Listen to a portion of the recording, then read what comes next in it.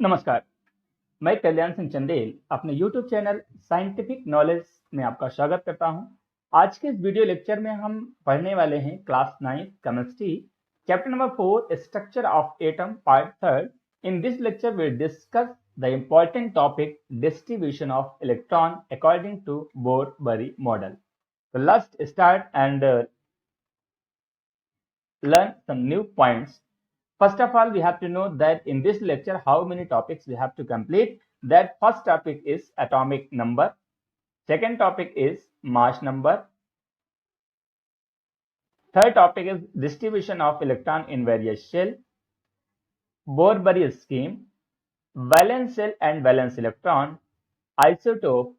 Uses of isotope. Isobars and some uses of isobars. तो इस lecture में हम ये सारे टॉपिक एक एक करके कवर करते हैं। तो आइए शुरू करते हैं और समझने का प्रयास करते हैं। सबसे पहले हम बात कर रहे हैं एटॉमिक नंबर्स की। तो एटॉमिक नंबर हालांकि हमने पहले भी डिस्कस किया है कि what is atomic number. What is atomic number? Atomic number क्या होता है कि the total number of protons laying in the nucleus of any atom is called the atomic number. यानी किसी भी एटम के न्यूक्लियस में जितने नंबर ऑफ प्रोटॉन्स होते हैं उन्हें हम बोलते हैं एटॉमिक नंबर। या फिर simply you can say that atomic number equal to क्या बोल सकते हैं? बोल सकते हैं हम atomic number equal to number of protons. और ये भी हमें पता है कि number of proton equal to number of electrons. ठीक है, तो जितने नंबर ऑफ इलेक्ट्रॉन्स होंगे एटम में या जितने नंबर ऑफ प्रोटॉन्स होंगे that is called atomic number. You can simply say the number of protons present in nucleus is called atomic number. यानी यदि हम बात करेंगे हाइड्रोजन का atomic number 1, it's means the nucleus of hydrogen contains 1 proton. Is it clear? Okay, next point is an atomic number is the identity of an atom. यानी जो आपका atomic number होता है वो किसका आइडेंटिटी होता है? एटम का। Charging atomic number means charging of atom. Atomic number is denoted by Z। Atomic number को हम Z से डिनोट करते हैं। Next point is atomic number equal to number of protons और uh neutron. Next, atom number of protons and electrons are equal. वो सारी चीजें हमने यहाँ पर ऑलरेडी डिस्कस कर ली है कि atomic number equal to number of proton equal to number of electrons. तो simply you can say what is atomic number? You can say that the number of proton present in nucleus is called atomic number, या you can simply say the number of electrons present in nucleus is called atomic number और it is denoted by Z। चलिए next देखते हैं atomic mass की। Atomic mass मतलब क्या कि atom का मास कितना होता है। तो आपको सभी पता है कि किसी भी चीज के जब हम मास की बात करते हैं तो उस सब्सटेंस में जितने भी पार्टिकल्स है, जितने भी डिफरेंट टाइप के जो आपके कंस्टिट्यूएंट पार्टिकल्स होते हैं या जितने प्रकार के कंपोनेंट्स उसमें लगे होते हैं, सबका टोटल कर देते हैं तो इट्स कॉल्ड एटॉमिक मास। यदि एटॉमिक मास की अगर हम सिंपल बात करेंगे एटॉमिक मास क्या होता है, तो simply you can say that atomic mass equal to proton plus proton plus neutron plus electron. Simply ये कह सकते हैं।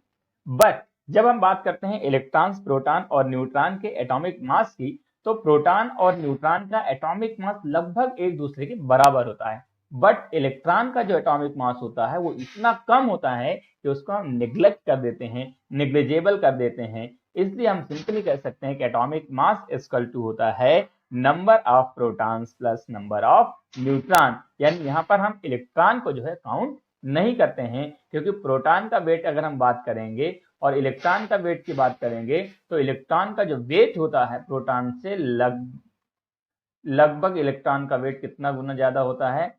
लगभग कह सकते हैं 1836 या कहीं पर 18340 भी आपको लिखा मिल जाएगा। तो प्रोटॉन का वेट बहुत ज्यादा होता है, इलेक्ट्रॉन का बहुत कम होता है, इसलिए इलेक्ट्रॉन के जो मास होता है उसको हम क्या करते हैं? नेग्लेक्ट कर देते हैं, समाप्त कर देते हैं। इसलिए simply you can say the atomic mass equal to number of protons plus number of neutrons, और इसको हम डिनोट करते हैं कैपिटल A से। ठीक है, तो सिंपली अगर हम डिफिनेशन की बात करते हैं, it is the sum of total number of protons and total number of neutrons laying in the nucleus of an atom and it is denoted by capital A and mass number equal to number of protons plus number of neutrons. Representation of an atom is equal to, यानी कोई भी atom को जब हम represent करते हैं तो हम इस तरह से रिप्रेजेंट करते हैं, इसमें जेड मींस आपका atomic number and A means atomic mass. या अगर इस तरह से भी लिखा हुआ है तो यू कैन सिंपली से is A is atomic mass and Z is the atomic number और E is the symbol of any element। Clear है? चलिए आगे बढ़ते हैं। चलिए अगर हम बात करते हैं कुछ एग्जांपल्स के, कुछ इंपॉर्टेंट एग्जांपल्स हैं। Calculate the number of protons, electrons and neutrons for, यानी आपको बताना है कि इस वाले जो एलिमेंट्स में इतने किस्में, कितने इलेक्ट्रॉन्स है, कितने प्रोटॉन्स है और कितने न्यूट्रॉन्स हैं। या फिर अगर हम दूसरा एग्जांपल लेते हैं 17 से 35, दैट इज सेम। अब इसमें number of electrons, number of protons या नंबर ऑफ न्यूट्रॉन्स को आपको कैलकुलेट करना है, तो कैसे करेंगे? तो सिंपली मैं यहाँ पर आपको सॉल्व करके दिखाता हूँ। सबसे पहले अगर हम बात करेंगे नंबर ऑफ प्रोटॉन्स की, तो प्रोटॉन्स कितने होंगे एटॉमिक नंबर के बराबर, तो एटॉमिक नंबर कितना है 17, तो नंबर ऑफ प्रोटॉन है 17। सेकेंड, नंबर ऑफ इलेक्ट्रॉन्स की अगर हम बात करें तो electrons is equal to number of protons, तो electrons is also 17।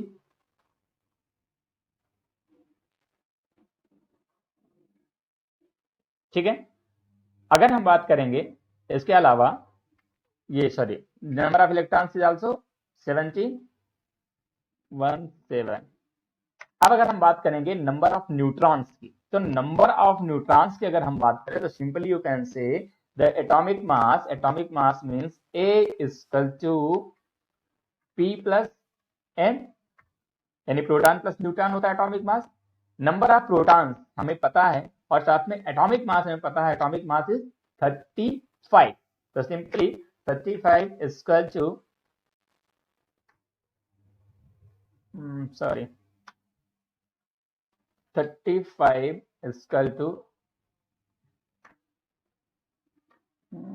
computer 35 is equal to number of proton are 17, okay, plus neutrons, यही होगा। अगर नंबर ऑफ न्यूट्रॉन्स को कैलकुलेट करना है तो 35 में से 17 माइनस कर देंगे, तो simply you can say neutron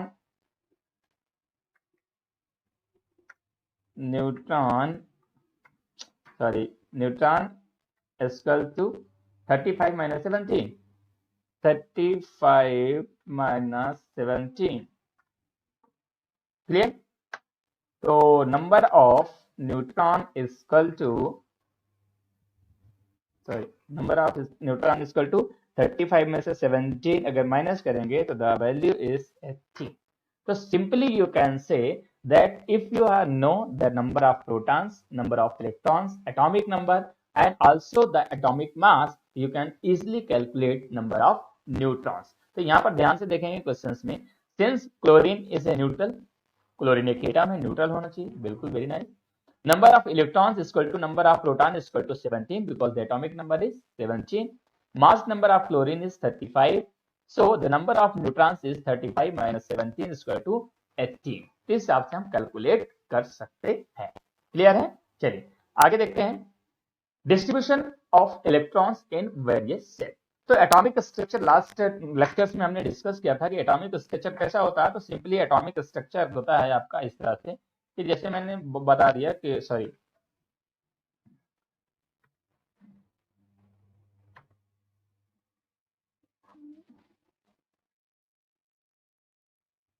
कैसा होता है, तो हमें पता है कि बीच में आपका न्यूक्लियस होता है, न्यूक्लियस के चारों तरफ इस तरह से ऑर्बिट्स होते हैं, न्यूक्लियस में आपके प्रोटॉन्स और न्यूट्रॉन्स होते हैं और जो ऑर्बिट्स होते हैं उन ऑर्बिट्स में क्या होते हैं आपके इलेक्ट्रॉन्स होते हैं। तो जितने भी एटम में इलेक्ट्रॉन्स हैं उतने में कितने इलेक्ट्रॉन किस ऑर्बिट में होंगे, number of electrons present in orbits. तो simply the distribution of electron in various shell is done in accordance to Bohr Bury scheme.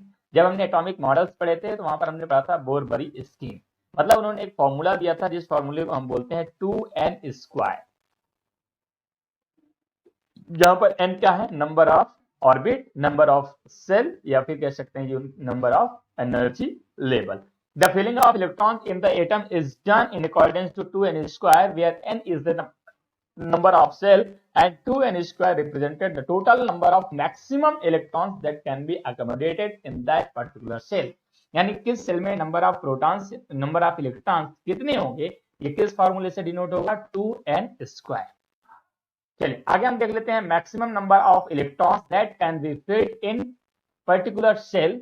सबसे पहला सेल है हमारे पास, सबसे पहला सेल हमारे पास क्या है, के, जो सबसे पास है न्यूक्लियस में। अगर के की वैल्यू हम 1 रखते हैं, एन की वैल्यू 1 रखते हैं के अकॉर्डिंग, तो नंबर ऑफ 2 इलेक्ट्रॉन्स किसमें प्रेजेंट होंगे, के सेल में। दूसरा सेल या दूसरा एनर्जी लेवल है हमारा एल में हम एन की वैल्यू रखेंगे 2, तो जो आपका मैक्सिमम नंबर ऑफ इलेक्ट्रॉन्स होंगे वो कितने होंगे, 8 इलेक्ट्रॉन्स। अगर इसी फॉर्मूले में हम एम मतलब नंबर ऑफ 3 एन की वैल्यू रखेंगे, तो आपका जो नंबर ऑफ इलेक्ट्रॉन्स होंगे वो कितने होंगे, 18, मतलब तीसरे वाले ऑर्बिट में मैक्सिमम नंबर ऑफ इलेक्ट्रॉन्स होंगे 18, मतलब 18। लास्ट वाला जो सेल है जिसे हम बोलते हैं energy level number 4, energy level number 4 यदि एन की वैल्यू 4 रखेंगे तो आपकी वैल्यू आती है 32 इलेक्ट्रॉन्स। तो 32 इलेक्ट्रॉन्स कहां होंगे, लास्ट वाले ऑर्बिट में, यानी एन सेल में। तो इस तरह से किस सेल में कितने मैक्सिमम नंबर ऑफ इलेक्ट्रॉन्स होंगे हम डिसाइड कर सकते हैं with the help of formula 2n square, that's called Bohr Bury scheme. Second point is the outermost cell cannot hold more than 8 electrons. That is very important topic कि अगर हम बात करेंगे डिस्ट्रीब्यूशन ऑफ इलेक्ट्रॉन्स में, तो जो आउटर सेल होता है जिसको हम वैलेंस सेल कहते हैं, वो cannot hold more then 8 electrons, यानी 8 इलेक्ट्रॉन से ज्यादा उसमें नहीं होंगे। while second last cell cannot have more than 18 electrons even though they may have capacity to hold more electrons. For example, जैसे कैल्शियम है, कैल्शियम का एटॉमिक नंबर कितना है, 20। यदि हम इसका डिस्ट्रीब्यूशन ऑफ इलेक्ट्रॉन्स करेंगे तो आपको पता है कि 2 फर्स्ट वाले में, 8 सेकेंड वाले में, और लास्ट में आपके कितने बचते हैं, 10। तो वहां पर 10 नहीं लिखेंगे, बल्कि उसके पहले आपका 8 ऑर्बिट भरेगा, जो रिमेनिंग रहेंगे उनको हम लास्ट वाले में भर देंगे। तो it is the concept that any atom last shell यानी आउटर सेल या valence shell cannot hold more than 8 electrons। ठीक है, तो यहां पर जो आपका लिखा हुआ है but C22H10 is wrong although M cell can contains up to 18 electrons। ये गलत है, जबकि आपको पता है कि थर्ड सेल में मैक्सिमम 18 इलेक्ट्रॉन्स आ सकते हैं। ठीक है, चलिए आगे चलते हैं। Third point is the outermost shell cannot hold more than 2 electrons. Outermost जो सेल होगा वो 2 इलेक्ट्रॉन से ज्यादा नहीं रहता है, and the penultimate cell cannot hold more than 8 electrons unless the processing inner cell outermost cell is filled completely obeying 2n square। मतलब कहने का है कि फर्स्ट वाला जो सेल होगा उसमें सबसे पहले हम भरेंगे जिसमें मैक्सिमम नंबर ऑफ इलेक्ट्रॉन्स 2 होंगे।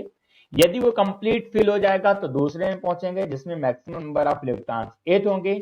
जब ये कंप्लीटली फिल हो जाएगा तो इसके आगे वाले ऑर्बिट में जाएंगे, इलेक्ट्रॉन भरेंगे, और ये ध्यान रखेंगे कि लास्ट वाले में 8 इलेक्ट्रॉन से ज्यादा नहीं हो। इस हिसाब से हम करेंगे इलेक्ट्रॉनिक कॉन्फ़िगरेशन या distribution of electron in various shell. Next point is some examples are there. Yeah, that is potassium। Potassium का एटॉमिक नंबर कितना होता है, 19। इलेक्ट्रॉनिक कन्फिग्रेशन करेंगे तो 2 8 10 हो गए। अब 9 बचे, तो 9 यहां नहीं रख सकते, क्यों, क्योंकि हमने रूल्स आपको बताया था कि लास्ट वाले में 8 से ज्यादा नहीं होंगे, इसलिए पहले हमने 8 सब ऑर्बिट रखा और उसके बाद 1 इलेक्ट्रॉन ट्रांसफर कर दिया। एल्युमिनियम 13 की बात करेंगे तो पहले वाले में 2 आ गए, दूसरे में 8 आ गए, लास्ट में 3 रख दिया, नो प्रॉब्लम। क्लोरीन की अगर हम बात करें, पहले में 2 दूसरे में 7, इसमें भी नो प्रॉब्लम है, क्योंकि लास्ट वाले ऑर्बिट में 8 से ज्यादा भी नहीं है और सेकंड ऑर्बिट में मैक्सिमम 8 की कैपेसिटी है, तो 7 इलेक्ट्रॉन्स रह सकते हैं। नियॉन की बात करेंगे तो 2 पहले में, सेकंड में 8 इलेक्ट्रॉन, यहाँ भी प्रॉब्लम नहीं है। सोडियम में बात करेंगे तो 2 8 1, यानी पहले में 2 इलेक्ट्रॉन, यहाँ भी ठीक है, दूसरे में 8 से ज्यादा रह ही नहीं सकते, इसलिए मैक्सिमम 8, और फिर जितने रिमेनिंग होते हैं वो थर्ड ऑर्बिट में कंप्लीटली फिल हो जाते हैं। आगे हम बात करेंगे valence shell and valence electron. Valence shell किसे कहते हैं कि from Bohr Bury sequence we know that maximum number of electrons which can be accommodated in outermost cell is H। यानी जो बोरबरी स्कीम ने उसने क्या कहा कि we know that the maximum number of electrons which can be accommodated in outermost shell is 8, यानी जो outermost जो लास्ट वाला सेल होगा उसमें मैक्सिमम कितने इलेक्ट्रॉन्स दे सकते हैं, 8 इलेक्ट्रॉन्स, अभी जस्ट हमने पढ़ा। Second point is every element has and yes to have 8 electrons in its outermost shell and its achieving electrons and atom can either gain electrons or lose electrons। यानी जितने भी इस संसार में एटम हैं वो हमेशा चाहते हैं कि उनका लास्ट ऑर्बिट यानी आउटर ऑर्बिट कंप्लीटली फिल हो, यानी 8 इलेक्ट्रॉन्स कंप्लीट हो, और 8 इलेक्ट्रॉन कंप्लीट करने के लिए या तो वो इलेक्ट्रॉन लूज करता है या फिर इलेक्ट्रॉन गेन करता है। यहाँ पर दो कंडीशंस इसके पास होती हैं। जैसे अगर हम बात करेंगे सोडियम की, तो सोडियम के पास लास्ट में 1 इलेक्ट्रॉन होता है, इसलिए वो आसानी से 1 इलेक्ट्रॉन लूज करता है, और 1 इलेक्ट्रॉन लूज करने के बाद सोडियम का पॉजिटिव आयन बन जाता है। उसी तरह जब इलेक्ट्रॉन गेन करने की बात आती है तो क्लोरीन के पास लास्ट में 7 इलेक्ट्रॉन्स होते हैं, 8 कंप्लीट करने के लिए वो 1 इलेक्ट्रॉन गेन करता है, और जब 1 इलेक्ट्रॉन गेन करता है तो उसमें क्लोरीन माइनस का चार्ज आ जाता है। Next, the number of electrons lost or gained by an element in achieving 8 electrons in the outermost shell will be called its valence। ठीक है, तो लास्ट ऑर्बिट में कंप्लीट करने के लिए जितने इलेक्ट्रॉन वो ट्रांसफर करता है या जितने इलेक्ट्रॉन गेन करता है उसे हम क्या बोलते हैं, valence. For elements like hydrogen, helium, lithium, beryllium, boron, these elements lose their outermost electron to achieve 2 electrons in their outermost shell and these elements will have valence in accordance to its act। जैसे यहाँ पर आपकी जो table लिखा हुआ है, table में name of elements है, उन एलिमेंट्स का नेम है, नेम के बाद सिंबल्स हैं, उनका एटॉमिक नंबर है, एटॉमिक नंबर के बेस पे उनकी number of protons, number of neutrons and number of electrons हैं। और फिर जब हम डिस्ट्रीब्यूशन करते हैं तो के सेल में कितना, एल सेल में कितना, एम सेल में कितना, एन सेल में कितना होगा और उसकी वैलेंसी उस बेस पे क्या होगी, वो सारी चीजें इस टेबल में दी गई हैं। तो कोशिश करना है कि 9th क्लास के सभी स्टूडेंट को कम से कम एटलीस्ट 30 जो मेन एलिमेंट्स हैं उनका सिंबल, एलिमेंट्स का नाम, उनका वैलेंसी, उनका atomic number, number of proton, number of electron, number of neutrons याद होना चाहिए। तो जैसे यहाँ पर कुछ एग्जांपल्स की बात कर लेते हैं, जैसे हाइड्रोजन है तो हाइड्रोजन का एटॉमिक नंबर कितना होता है, 1 होता है, तो नंबर ऑफ प्रोटॉन्स भी 1 होंगे, बट यहाँ पर नंबर ऑफ न्यूट्रॉन्स अवेलेबल नहीं होते हैं, इसलिए इसका एटॉमिक मास भी कितना होता है, 1 होता है, वैलेंसी 1 होती है। हीलियम की बात करेंगे, 2 इलेक्ट्रॉन होते हैं। मैंने बताया था, एक चीज और यहाँ पर ऐड करता हूं कि यदि किसी भी एटम का आउटर मोस्ट ऑर्बिट यानी वैलेंस शेल कंप्लीटली फिल होगा, जैसे फर्स्ट आपका 2, अगर maximum number of electrons capacity 2 है, फर्स्ट ऑर्बिट की 2 है, इसका मतलब इट इज कंप्लीट। सेकेंड या थर्ड फोर्थ की बात करेंगे तो वहां पर मैक्सिमम नंबर ऑफ 8 इलेक्ट्रॉन्स हो सकते हैं, उससे ज्यादा हो नहीं सकते, तो अगर 8 है तो इसका मतलब वो भी कंप्लीट है। तो यदि कोई भी सेल कंप्लीटली फिल है तो उसका वैलेंसी हमेशा क्या होता है, 0 होता है। इसके जैसे कार्बन की बात करेंगे तो कार्बन का वैलेंसी 4 होता है, क्योंकि लास्ट ऑर्बिट में कितने इलेक्ट्रॉन है, 4 इलेक्ट्रॉन्स है। नाइट्रोजन का 5 है तो इसकी वैलेंसी 3 होती है। तो इस तरह से आपको जितने भी एलिमेंट्स यहाँ पर सीरीज में दिए गए हैं सभी एलिमेंट्स का atomic number, number of protons, number of electrons, number of neutrons, electronic configuration और उसकी वैलेंसी को याद रखना है। ठीक है, ये आप याद कर लेना। सेकेंड पॉइंट अब आते हैं, जो मेन टॉपिक इसका आ रहा है आइसोटोप और आइसोबार्स। तो आइसोटोप क्या है पहले समझ लेते हैं। तो isotope are the atom that of same elements having same atomic number and different atomic mass। यानी ऐसा एलिमेंट जिसमें एलिमेंट तो सेम होगा बट उसका एटॉमिक मास चेंज होगा। जब एलिमेंट सेम होगा तो एटॉमिक नंबर तो सेम ही होगा, क्योंकि नंबर ऑफ प्रोटॉन सभी में सेम होंगे तभी उसका एटॉमिक नंबर सेम होगा। और यदि एटॉमिक नंबर सेम है और एटॉमिक मास डिफरेंट होगा तो ऐसे जितने भी एटम होंगे उनको हम क्या बोलेंगे, isotopes. For example chlorine has 2 isotope of mass number 35 and 37। तो यहाँ पर आप दोनों चीज देख सकते हैं। जैसे पहला हम देख रहे हैं 17Cl35, 17Cl37। तो यहाँ पर आपका क्लोरीन का जो एटॉमिक नंबर है 17 इसका भी है, 17 इसका है, बट एटॉमिक मास इसका 35 है, इसका 37 है, तो इसलिए इन दोनों को हम क्या बोलेंगे, आइसोटोप। इसी तरह एक एग्जांपल और मैं आपको बता देता हूँ, जैसे 1H1 दैट इज हाइड्रोजन, इसको बोलते हैं प्रोटियम। दूसरा है 1H2 दैट इज ड्यूटेरियम। तीसरा है 1H3 दैट इज ट्राइटियम। तो हाइड्रोजन मतलब सेम एलिमेंट है, atomic number that is same atomic number है, but atomic mass are different 1, 2 and 3। Clear है। या इसी तरह और भी कई सारे एग्जांपल, जैसे कार्बन देखें तो 6C12 एंड 6C14, यहाँ पर कार्बन सेम एलिमेंट है, एटॉमिक नंबर सेम है, but atomic mass are different, so it's called isotopes.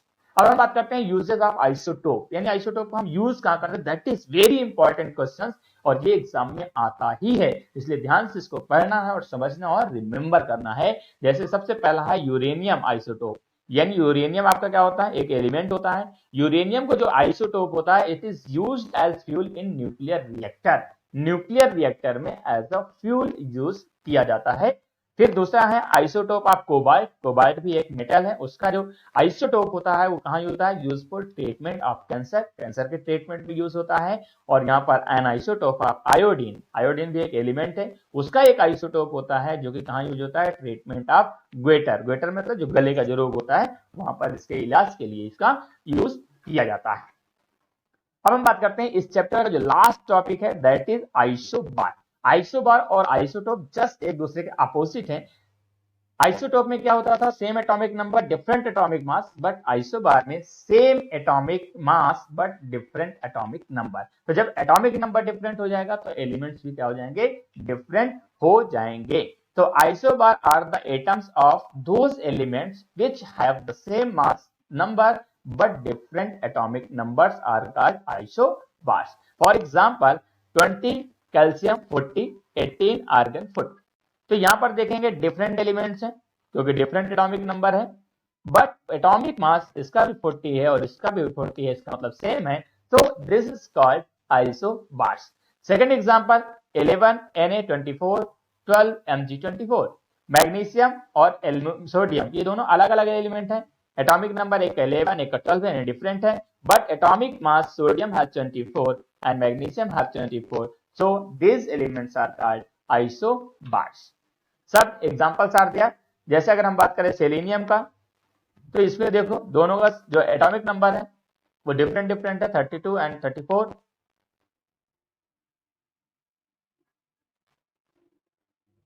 Sorry, यहां पर जो है ये आपका सेलेनियम नहीं बल्कि जर्मेनियम है,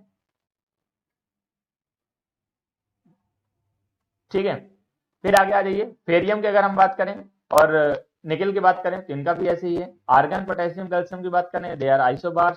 सोडियम, मैग्नीशियम अभी हमने पढ़ा, कोबाल्ट और निकेल ये भी क्या होते हैं, सेम होते हैं, इसलिए इनको क्या बोलते हैं, आइसोबार्स। अब आप देख लेते हैं यूजेस ऑफ आइसोबार। आइसोबार का यूज किया जाता है, बहुत ज्यादा यूजेस तो नहीं है आइसोबार का, बट पढ़ लेते हैं। तो isobar are use to treat tumours, blood clots, etc., and they are useful like uranium 235 is used to determine the age of the planet, as the atomic number of two isobars is different, they have different chemical properties. Unlike isotopes, isobars do not have any significant application in chemistry. यानी जिस तरह से isotope के बहुत सारे uses हैं, उस तरह आइसोबार के यूजेस नहीं है, लेकिन चूंकि एटॉमिक मास डिफरेंट होता है इसलिए इनके जो केमिकल प्रॉपर्टीज हैं वो डिफरेंट होती हैं, इसलिए कह सकते हैं इट इज वेरी यूजफुल। तो इस तरह से आपका chapter number 4 structure of the atom is finished. Now in next lecture we'll discuss some important question and NCERT solution. So if you like the video, please like the video. If you are new in our channel, please subscribe our channel and press the bell icon for daily notifications.